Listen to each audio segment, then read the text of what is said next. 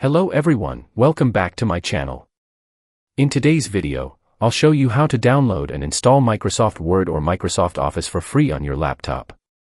Let's get started. First, open your browser and go to the search bar. Type Microsoft Store and open it. Once the page loads, scroll down and look for the top free apps section. From there, click to open the Microsoft Store. Now, in the top right corner, you'll see a search icon. Click on it and type Office, then press Search. After that, select the Shop option and click on Apps or Show All to view all available options.